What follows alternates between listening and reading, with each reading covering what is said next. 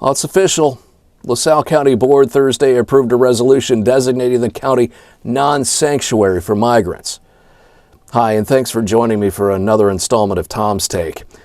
And thank you to my friend and sponsor, Kathleen Whalen of Whalen Financial in LaSalle. She makes this Sunday morning cup of coffee possible with her ongoing support. Please stop in to see her and her team. Well, the vote to go non-sanctuary in LaSalle County was 24 in favor of the resolution, none against, and 4 present votes. Basically, the language of the resolution notes that immigration is a federal issue and not one to be addressed at the county level. It also states that LaSalle County has limited taxpayer resources meant for U.S. citizens, and the funds cannot accommodate any influx of illegal immigrants who may be dropped off in the county. The resolution notes that LaSalle County will offer humanitarian help in such an emergency as it can. A measure including different language had been proposed initially on January 11th. You're familiar with that. I've done a couple of these videos on that saga. And since then, the resolution had been written and rewritten as it moved through 3 meetings involving 2 board committees. What you're about to see is an edit of the final debate on the measure leading up to its passage at Thursday afternoon's board meeting in Ottawa. I've done my best to enhance the sound, but it should be pretty clear that at some points there was confusion over language and what they were voting on. And that can happen, and it does, especially when amendments are offered as they were here. We're going to pick up the debate just after Tina Bush of Tonica asked to add some more language to the resolution. That required discussion. During that discussion, another board member, Gary Small of Utica, stepped back and asked what non-sanctuary even means.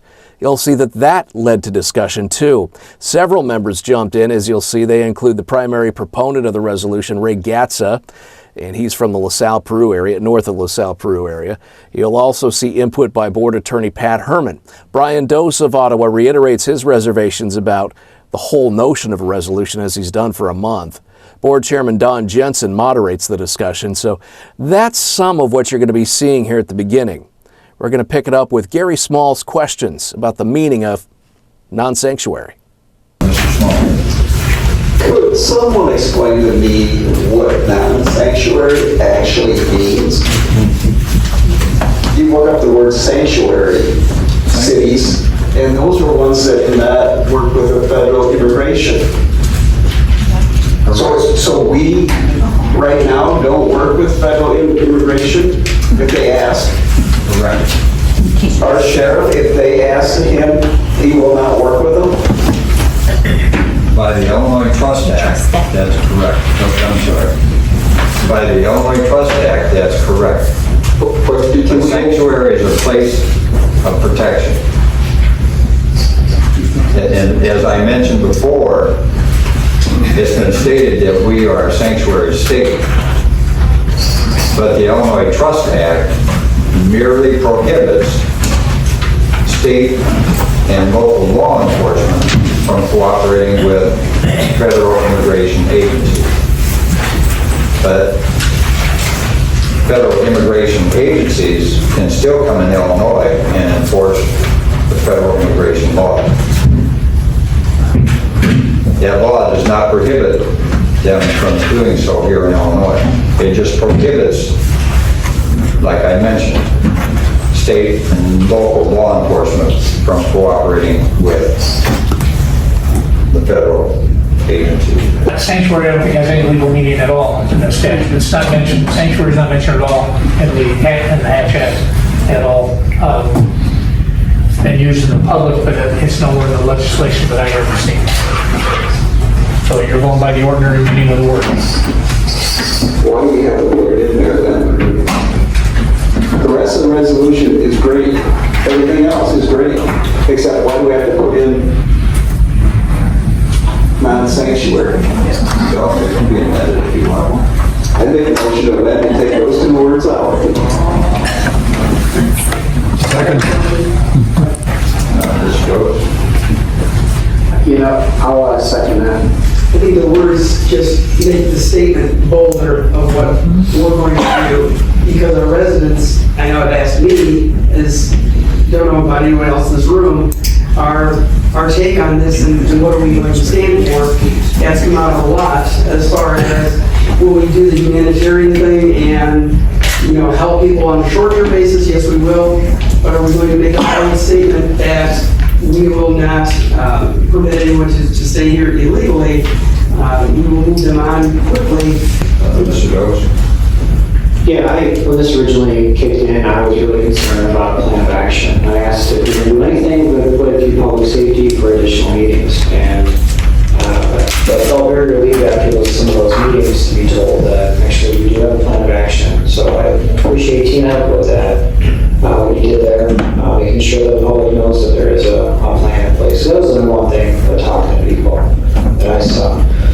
As far as bold statements, like I from the very beginning have been very cautious and nervous about this because I was wondering how we would get funding, how that actually applies to law enforcement. Who does this actually really? Who does this really apply to? Does it apply to us? Does it apply to? We can't tell the sheriff what to do. It's already under the Illinois Trust Act, and I was very concerned about that. And I'm concerned, does this apply to not-for-profit agencies that do immigration in this county? So does this block their ability to do that work?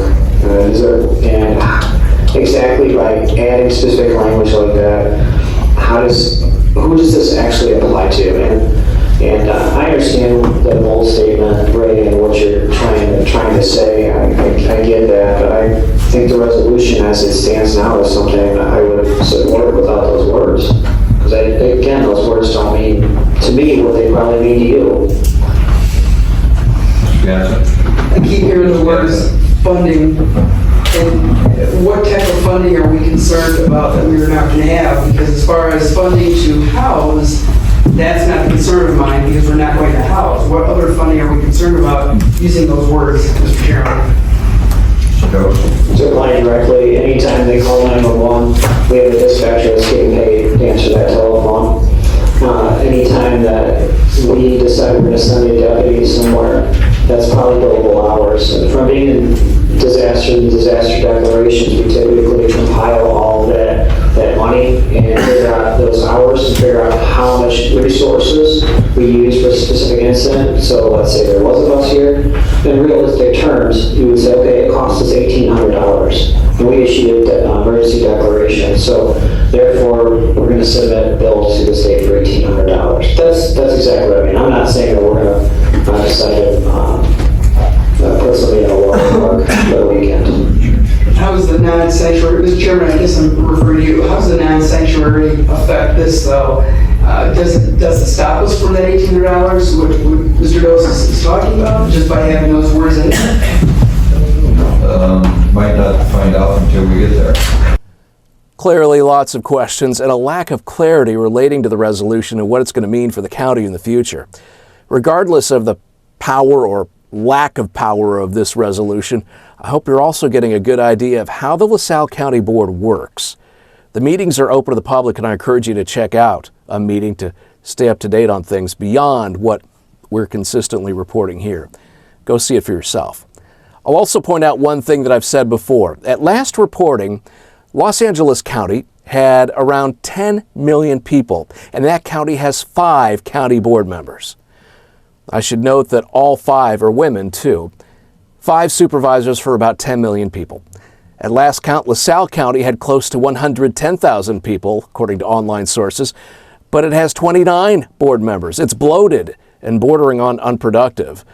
I believe the board has to be consolidated to a maximum of, maybe 10 members, if not fewer, but that's an issue for another day. Let's go back to Thursday's sanctuary debate. We're going to pick it up with Tina Bush of Tonica, who is explaining why she added language to the proposal that plainly discusses moving migrants out of the county and treating their arrival as the county treats emergencies and hazards. You'll even hear an interesting exchange between Jill Bernal of Peru and Ronald Blue of Streeter, where he says caring for migrants depends on whether or not they beat up cops.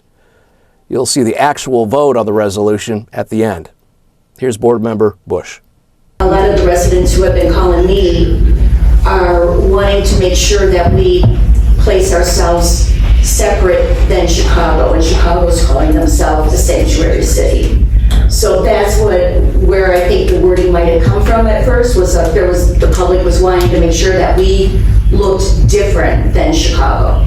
I believe the people in my district, that's what they were looking for, is just to be standing separate than Chicago. And they're calling themselves Sanctuary.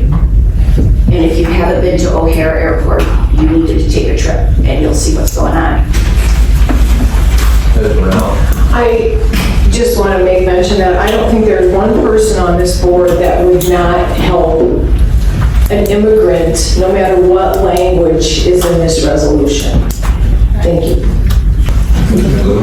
It depends on if they're beating up cops. Well, I have a few of those in my family. I just want to reiterate, there's no hate in this resolution. And I agree with Ms. Bernal that everyone in this room I have confidence in. They're all good people and they would all offer the coats off their back if they needed to. And the resolution includes reference to the All Hazards Plan, which is a way to humanely deal with an emergent situation.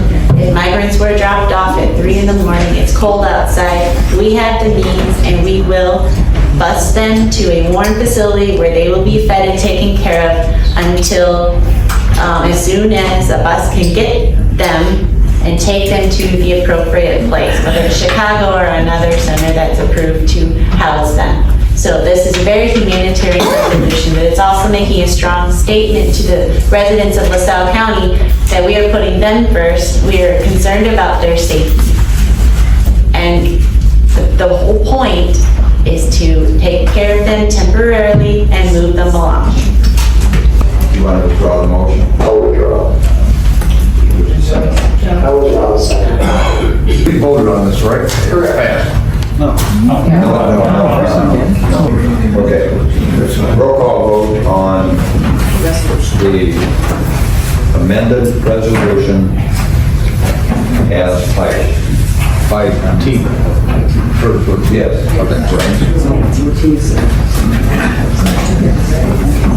Ms. Heller. Everybody understands vote now. This is the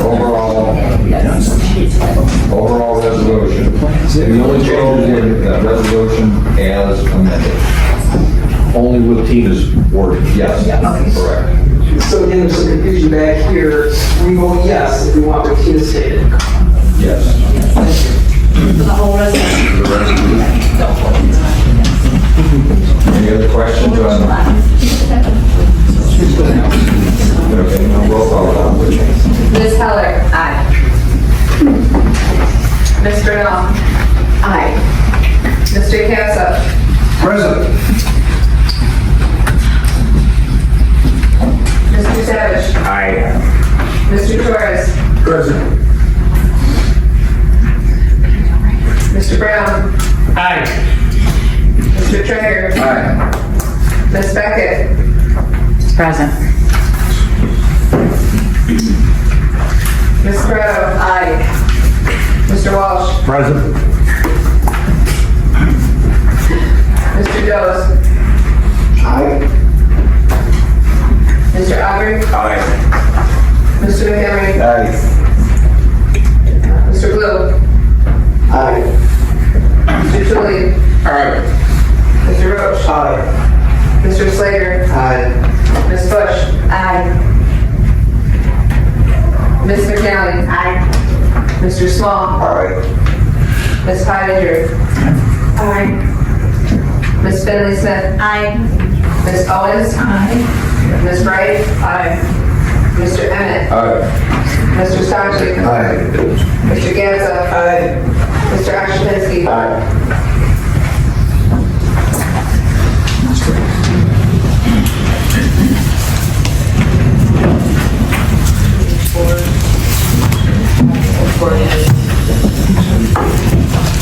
Ayes, 4 present, motion carried. Well, that's the LaSalle County Board in action, and that's it for another week. Thanks for watching, and thanks to Kathleen Whalen of Whalen Financial in LaSalle for her sponsorship of this multimedia project. I'll talk to you in the morning.